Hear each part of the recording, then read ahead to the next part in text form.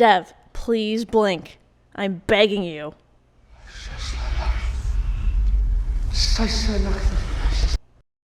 blinked. There, you got what you wanted. So this one person keeps commenting hate on like all of our videos, and I've been pretty hesitant to put it in this video, let alone even respond to the comments directly, because they're just so relentless. They go to every post. It seems like they are so up in my business, but they hate me so much. So maybe if they see this video, they can get a grip. So on our video about silent music lawsuits, they said, no, I didn't know that. And I don't think I care. Sorry. Just kidding, I care. Okay, bye. Well, what is it? You don't care or you care? And like, why did I ask? I don't think I did. If you're gonna go out of your way to look up our profile, comment mean things about our content we work so hard on, thanks for putting us in the algorithm, I guess, but I don't need to see it. Also, you can keep your thoughts to yourself. Have you seen the D'Amelio show? How hate can affect people like me. Think of that next time. Think about how it affects people. If I see this girl on the street, I'm gonna get her, I'm gonna slam her. Another comment from Nut Salad says, 433 isn't pure silence, by the way, which you're absolutely right. Thank you for bringing this up, and let's talk about it a little bit. Technically, is there really such a thing as silence? Think about it. Like, let me just stop talking right now. Even when you stop making noise, you're just sitting in a room with no noise. There's definitely noise. Like, there's white noise, you know? Like my computer fan, the outside wind. Even you're watching this on your computer or your phone right now. Pause the video and just sit there and listen. No silence. You're probably hearing some deep humming of a fan or like a outside noise. Even if you're in a room with no fan, no outside noise, like a silent room, you know, there's definitely a noise somewhere. There's no such thing as pure silence in our life. That's what's cool about John Cage's song, is that it's like, it forces you to listen to environmental noises. Every performance would be different too. All the background noises of each venue will be slightly different. Cool stuff. Great listening for when you're driving at night fast at midnight on the highway. So on our 3 songs sampled on Certified Lover Boy episode, someone commented, the second one really sounds like Michelle by the Beatles. The second one being Certified Poetry, or what's it called? Champagne Poetry. A certified poetry. Real. On Drake's song Champagne Poetry, he samples Navajo by Masego, which samples Michelle by the Beatles. The reason I didn't just put Michelle by the Beatles is because it kind of sounded like Drake literally just took the Masego song's intro and copy and pasted it into his own song. They pretty much sound exactly the same, so I just assumed that he sampled Masego's song instead. And if you're not familiar with Masego, frickin' check him out. Incredible musician. I Do Everything is such a good song. It's so full of character. He's awesome. So, little tangent, but that's why it sounds like Michelle by the Beatles, because the song that Drake sampled Michelle by the Beatles. Little Baby the rapper also asked on our Certified Lover Boy post, where's my verse? Good question, Little Baby. First, Kanye West cuts my verse from Donda. I worked so hard on it, tooth and nail. I fly to the studio, walk on foot to the floor. He doesn't even put my verse in. Drake doesn't even put mine in either. I'm on both albums. They waste my time. Here are 3 songs sampled by Drake. Yeah, I don't know. Maybe Kanye West will decide to throw in a remix of my verse. Here are 3 songs sampled by Kanye West, number 3. I think it was a really nice touch. I think it added a nice element. So maybe he'll change his mind. On our episode on Promiscuous, on Call and Response, someone commented, does Borderline by Tame Impala count as call and response if it's the same voice? Yes. Call and response can be done with the same voice, because Snoop Dogg did it and Drop It Like It's Hot, kind of call and response to himself. So yeah, I think definitely counts. It doesn't matter that it's the same voice. It just matters that the 2 phrases are responding to each other. Good question. Great question even. Promiscuous is such a good song. Like, I feel like I always revisit it. Anytime it comes on, I'm just like, yep, I could listen to this like 5 times. It's timeless. Thanks. Nice. Thanks. What do you think of King Cruel? Someone asked on our Calero post. I'll tell you. I love King Cruel. I've been a fan of him since high school. Out Getting Ribs was like such a big song on my rotation. I would stream it all the time. I've always loved his sound. How like stripped down it is, but it's still so captivating because of his voice. I think his voice is just so unique. The whole 6 Feet Beneath the Moon album I used to listen to all the time in study hall and stuff because it was just so soothing. My top 3 songs off this album are probably Out Getting Ribs, Baby Blue, and Easy Easy. Love those songs. Baby Blue's probably one of my favorites by him of all time, for sure. I love that song. The OOZ album I wasn't as crazy about, but that's another one I listened to a lot. Biscuit Town in particular was a song I loved. Biscuit Town! So that's my thoughts on King Cruel.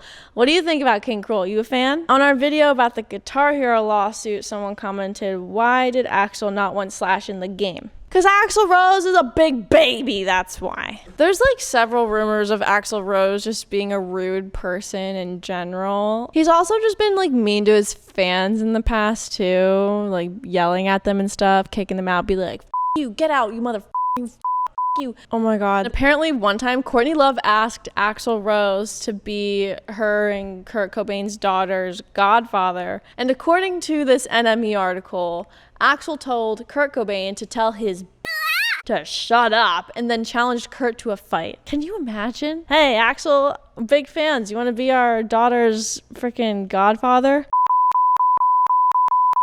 That's my skit. I don't know specifically what Axl Rose has against Slash. He's just kind of an in general. He probably just was being difficult for some reason. Freaking Tony over here slinging over zingers on our post about Smells Like Teen Spirit. He comments, never heard of it. Yeah. It's just a song by Nirvana. I don't know. They're kind of underground.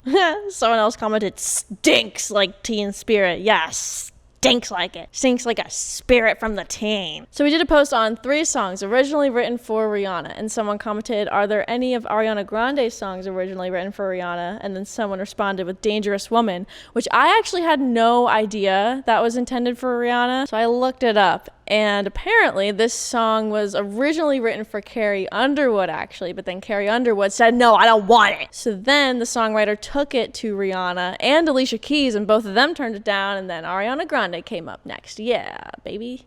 So we did a post on how Frank Sinatra's estate sued a hot dog stand for being called Frank Sinatra, which, yeah, it's like, aw, they're clearly trying to make it sound like a play on Frank Sinatra's name, but yeah, a lot of people were commenting. Imagine your family sues a small business for having a store that sounds similar to your name. Like, how can you trademark a name? That's so petty. I definitely agree. It is quite petty. Frank Sinatra's estate does not need more money. It sounds like such a waste of time to be like, oh, you random hot dog stand trying to put a play on Frank Sinatra's name. Well, guess what? He got a big storm coming. I do think the excuses the owner of the hot dog stand made to try to justify the use of Frank Sinatra as the name of the hot dog stand were pretty funny. And it was kind of clear that he was trying to do a play on Frank Sinatra's name, but it's also like, yeah, why do they care so much? How about you mind your own business? How about you tend to your own dogs? Recently, we made a post about the whole Drake situation, leaking Kanye's unreleased song, and it ended up being better than like anything Drake has put out recently, and just talking about how other songs have been leaked in the past by massive artists. And someone commented that it's been said that Beyonce changes her email information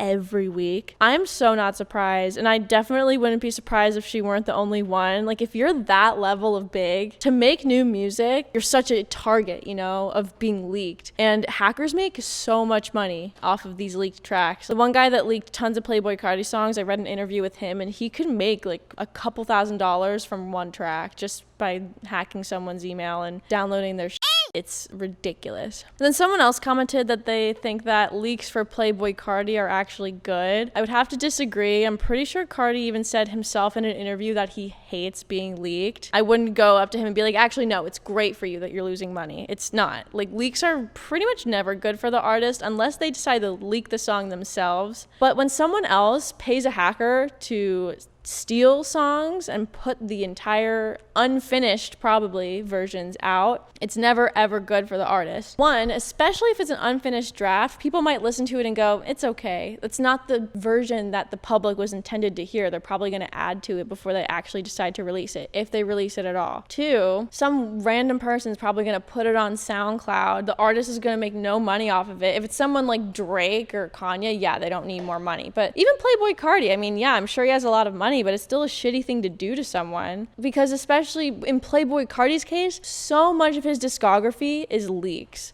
There are people out there, I guarantee you, that will exclusively listen to his leaked songs. That sucks. So yeah, and then even if people do like the song and they're like, oh, I'm gonna go stream it when it's out, it's like you're still missing out on that sunk cost of people that when the song was leaked went and listened to it and then didn't revisit it. Like, you're still missing out on the initial bump of streams that always comes in when the song is first out. And you're sabotaging the release strategy.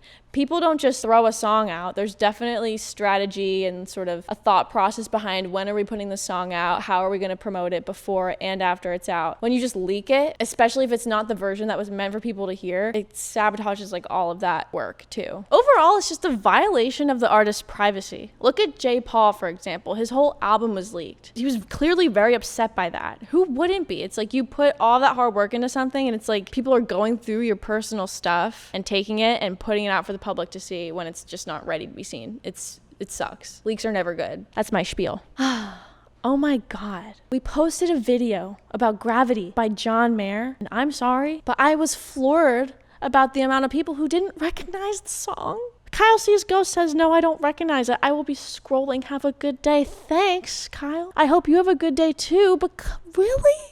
Someone else. We all recognize this song. Actually, no, I don't. I don't want to. You don't want to? How could you say that? We played 1 second of it. Freaking Roly Poly Oly knows what's going on. Y'all are young. The song is very popular. Clearly. I'm not even old. I hope John Mayer sees this video. I hope he sees it and looks at all the people saying I don't recognize the song. I hope he says, oh, you don't recognize it? You can cut that part too, actually. I don't really know what I was going there. Listen to this. The family of pilot Charles O. Hobaugh chose Gravity as the wake-up call for the astronauts aboard the space shuttle Endeavour on August 11, 2007. This song was brought to space. It doesn't just happen to every song. The wake-up call song is a freaking tradition for NASA. They chose Gravity. Get it? They're in space. There's no gravity. That's cool. This song is a big deal. So I hope you enjoyed this video. I had a lot of fun reading your comments. Y'all are really nice and funny and cool, and I love you all. Even if you don't recognize the song, it's fine. Thanks for watching, and thanks for all your support and your love, and thanks. What do you want me to talk about next? Leave a comment on what you'd like to see me